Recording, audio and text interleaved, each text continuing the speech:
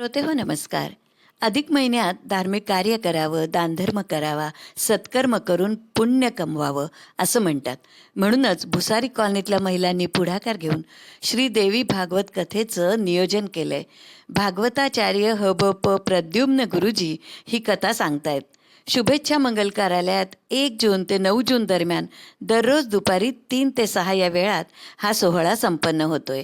पहिल्या दिवशी शंखवादन करत, लेझिम खेळत, ग्रंथदिंडी, कलश यात्रा काढून सोहळ्याचा अगदी थाटात प्रारंभ झाला. आजच्या या व्हिडिओतून त्याची एक झलक आपल्याला पाहायला मिळेल. तसंच विष्णू सहस्रनामही कानावर पडेल.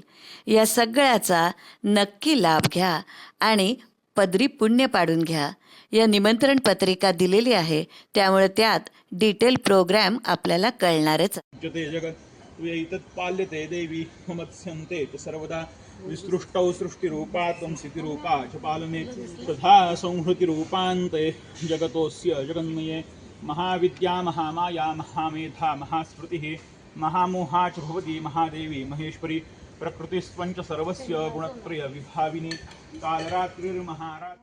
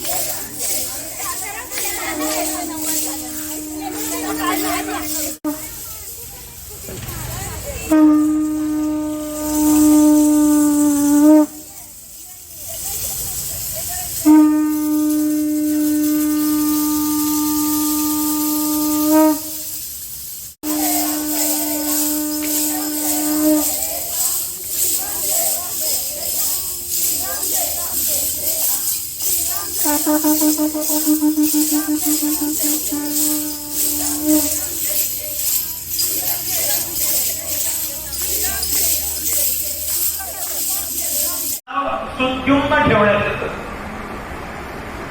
अशी ही सुद्युम्नाची कथा आहे. हा जो सुद्युम्न आहे तसा हळूहळू मोठा होतो.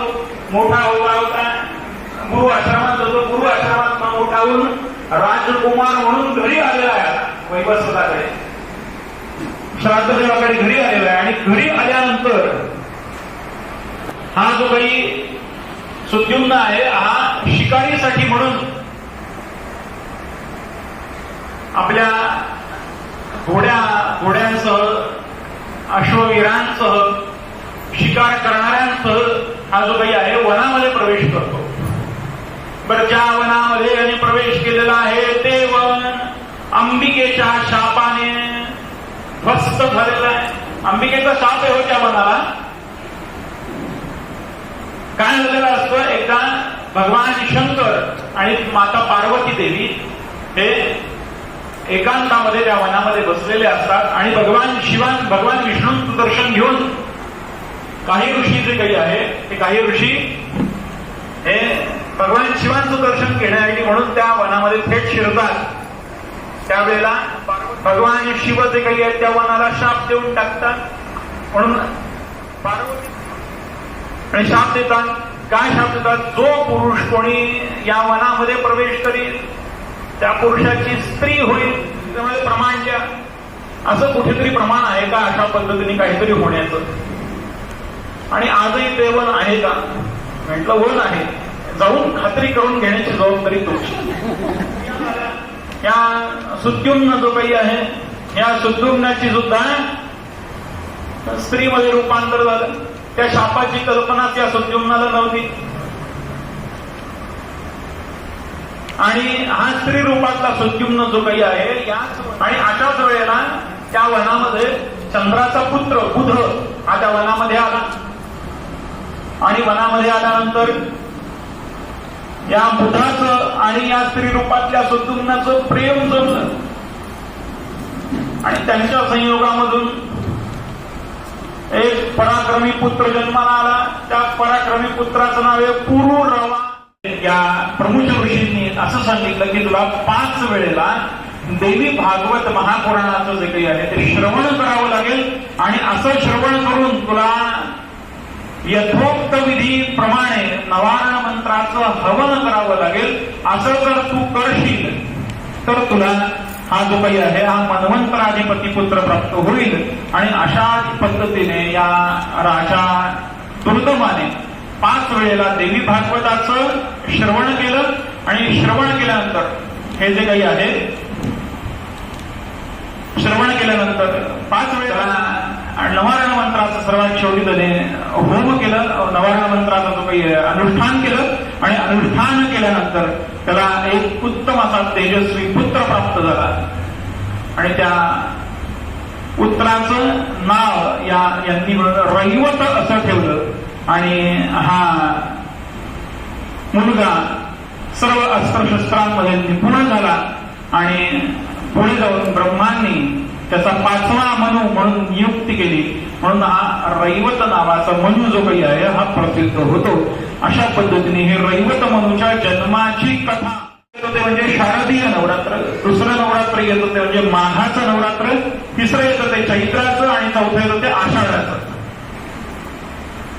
आणि अशी ही 4 प्रमुख नवरात्र मानली गेलेली असून ज्येष्ठ नवरात्रामध्ये ज्येष्ठ नवरात्रापासून देवी भागवताचा आरंभ हा जो काही आहे हा करायला सांगितलेला आहे.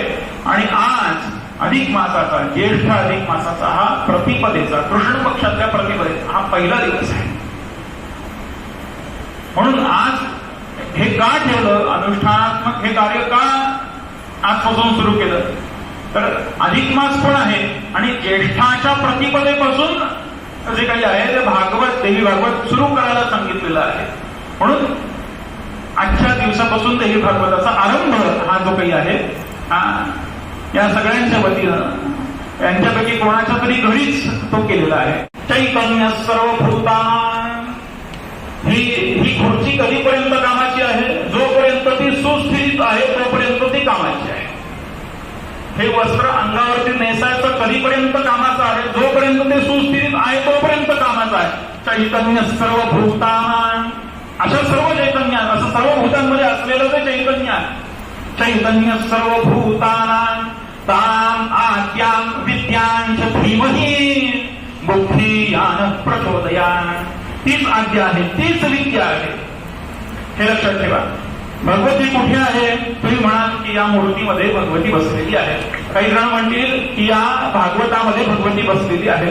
काही जण म्हणतील की गुरुजी तुम्ही समोर जे काही ठेवलेलं आहे याच्यामध्ये भगवती बसलेली आहे. काही जण म्हणतील की घरी पीठस्थापना केली तिथे बसलेली आहे. काही जण म्हणतील आमच्या अन्नपूर्णेत आहे. काही जण म्हणतील आमच्याकडे माहूरचा तांदळ आहे त्याच्यामध्ये आहे. काही जण म्हणतील तुळजा भवानीचा आमच्याकडे टाक आहे त्याच्यामध्ये. काही जण म्हणतील तुळजा भवानीच्या क्षेत्रातच आहे. काही जण म्हणतील माहूरच्या क्षेत्रामध्ये. काही जण म्हणतील सप्तशृंगीलाच आहे. काही जण म्हणतील इथे जाता जाता कोपऱ्यावरती देवीचं मंदिर आहे त्या देवीच्या मंदिरामध्ये ती बसलेली आहे. नाही देवी भागवत सांगतं चैतन्य सर्वभूतान. मग तो आस्तिक असो अथवा नास्तिक असो त्याच्यामध्ये पण तीच बसलेली आहे. चैतन्य सर्वभूतानां ताम आद्यां विद्यांच धीमहि बुद्धियान प्रचोदयान. अशा पद्धतीने या सर्वांकडे तीच आद्या तीच विद्या अशी स्वरूप असलेली आणि प्रत्येकाकडे बुद्धी स्वरूपाने असलेली अशा भगवतीला आम्ही नमस्कार करतो. प्रत्येकाच्या स्तवनामधून भगवान विष्णू हे जे काही आहे हे कैवल्य दाता म्हणून ब्रह्मदेवांच्या आयुष्यामध्ये उभं टाकल्याचा प्रसंग या देवी भागवतामध्ये सगळ्या सुरुवातीला वर्णित केलेला आहे. त्याचे शांत पद्धतीने जे काही आहे त्यांच्या समोर बसले आणि हात जोडून दादा त्यांनी मध्ये घेतली. हात जोडून त्यांना म्हणले श्रांते भीते शस्त्रे पतिते बालिके तथा प्रहरंती न वीरास्ते धर्मदेश सनातनः. मी तुमच्यासारखे वीर याच्या आधी कधी बघितलेले नाहीत. मी माझ्या सनातन धर्माने, सनातन धर्म म्हणजे प्राचीन, मी माझा जो धर्म आहे म्हणजे मी जोपर्यंत जेव्हापासून या सृष्टीमध्ये आहे तेव्हापासून आज चालाय असे वीर बघितलेले नाहीत. म्हणून हे दानवांनो, मी तुम्हाला जे काही शरण आलेलो आहे, तुमचं युद्ध कौशल्य बघून मी खूप जे काही प्रभावित झालेलो आहे. मला तुमच्याकडून युद्ध शिकायची इच्छा आहे. मला तुम्ही कृपया युद्ध शिकवाल का? असं भगवान श्री हरी या दानवांना म्हणाले. दानव म्हणाले की मी तुझ्या आर्जवाने, हे विष्णू, तुझ्या आर्जवाने मी प्रसन्न झालेलो आहे. तुझ्या आर्जवाने जे काही आहे ते प्रसन्न झालेलो आहे. आता तू एक काम करू शकतोस. काय करू शकतोस? की आम्ही तुला वर देतो, तुला पाहिजे तो वर मागून घे. भगवंत म्हणाले, हे दानवांनो, खरंच तुम्ही मला वर देणार आहात? दानव म्हणाले, हो, तुला पाहिजे तो वर तू मागून घे. विष्णू म्हणाले, बरं ठीक आहे, मला इतकाच वर द्या. माझ्या हातामध्ये माझी कौमुदकी नावाची गदा आहे. या कौमुदकी गदेने तुमच्या दोघांचा संहार व्हावा, हाच वर मला द्या. दानव सपापले, हो, काय वर दिला नाही, आणि काय वर मागितला? आपल्या मृत्यूचा वर मागितला. त्यानं म्हणाले की आता हुशारी केली पाहिजे. त्यावेळेला संपूर्ण सृष्टी जी काही आहे ही जलाशयामध्ये लुप्त झालेली आहे. पृथ्वी नावाचा भागच या संपूर्ण याच्यामध्ये नाही आहे, अशी अवस्था आहे. म्हणजे जमीन नाही आहे कुठेच, अशी अवस्था आहे. आणि अशा अवस्थेमध्ये या दानवांनी सांगितलं की ठीक आहे, तुला मारायचं ना, 2 वर आम्ही तुला दिले होते, त्यापैकी एकच वर तू मागितलास. दुसरा वर जो काही आहे हा आम्हीच तुला सांगतो. काय सांगतो? ज्या ठिकाणी भूमी असेल त्याच ठिकाणी आमचा मृत्यू होईल. ज्या ठिकाणी भूमी असेल त्याच ठिकाणी आमचा मृत्यू होईल, असं म्हणून भगवंतांनी जे काही आहे भगवंतांना ते सांगितलं. भगवंत म्हणाले ठीक आहे, काहीच हरकत नाही. म्हणून भगवंतांनी आपला पितांबर जो काही आहे तो उजव्या हाताने फाडला आणि आपलं जे विराट स्वरूप आहे ते विराट स्वरूप सगळ्यांच्या समोर जे काही आहे ते घेतलं आणि आपल्या ज्या दोन्ही मांड्या आहेत या मांड्यांना भूमीचं स्वरूप दिलं आणि सांगितलं की हे मधुकैटवा, इथे कुठे पाणी नाही, इथे कुठली गोष्ट जी काही आहे ही ओली नाही आहे. इथे माझी मांडी जी काही आहे अत्यंत कोरडी आहे. म्हणून माझ्या मांडीवरती तुम्ही यावं आणि मी तुमचा माझ्याच मांडीवरती संहार करीन, असं या भगवंतांनी कोणाला सांगितलं? मधुकैटवांना सांगितलं. आणि मधुकैटवांना असं सांगितल्यानंतर हे जे काही मधुकैटव हे भगवंताच्या मांडीवरती येऊन निजले आणि निजल्यानंतर या दोघांची मस्तक जी काही आहे ती भगवंतांनी आपल्या गदेने खेचली आणि त्याची रक्ताची धार जी काही आहे ती भगवंताच्या पायावरती पाहिली. अशा पद्धतीचं ते वर्णन हे जे काही आहे हे श्रीमद देवी भागवतामध्ये या सुरुवातीला जे काही आहे हे केलेलं आहे.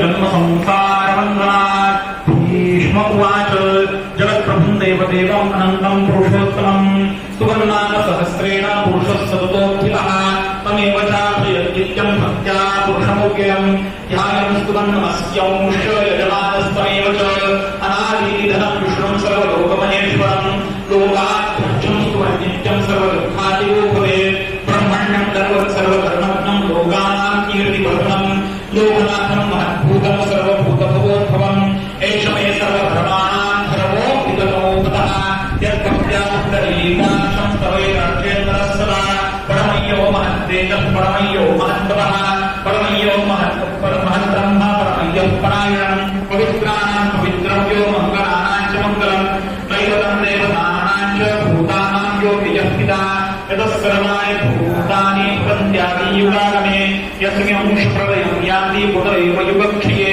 तस्य लोकप्रधानस्य जगन्नाथस्य भूपते विष्णोर्नाम सहस्रं मे शृणु पापभयावहम् यानि नामानि गौणानि विख्यातानि महात्माः ऋषिभिः परिगीतानि तानि वक्ष्यामि भूतये शान्ताकारम्.